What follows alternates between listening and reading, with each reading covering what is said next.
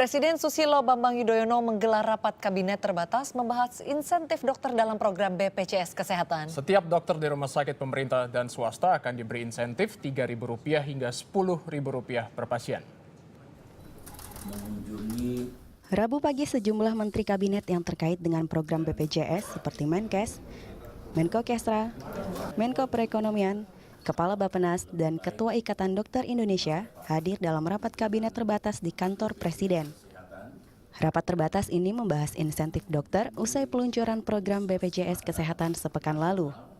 Mengacu pada pelayanan kesehatan paripurna, maka insentif tenaga medis ditanggung negara. Masing-masing diberi insentif Rp3.000 untuk tenaga medis di rumah sakit pemerintah dan puskesmas, serta Rp8.000 hingga Rp10.000 di rumah sakit swasta.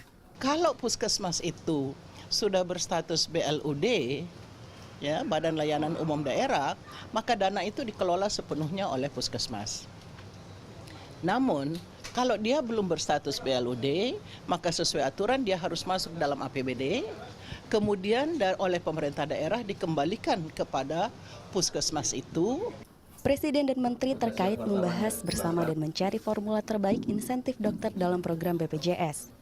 Evaluasi 3 bulan dan 6 bulan akan dilakukan untuk memastikan bahwa implementasinya akan lebih baik.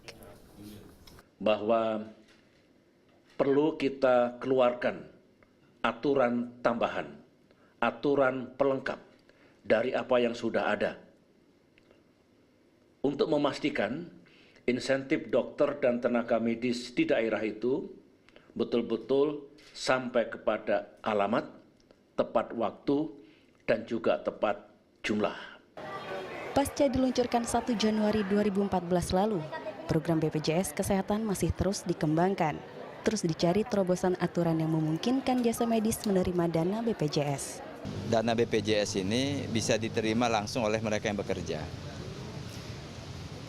Tenaga medis yang bekerja itu bisa di puskesmas, bisa di rumah sakit umum daerah, bisa juga praktek pribadi.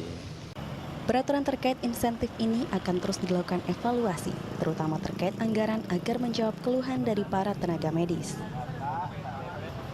Wita Meiriani, Safrijal Irawan melaporkan untuk NET.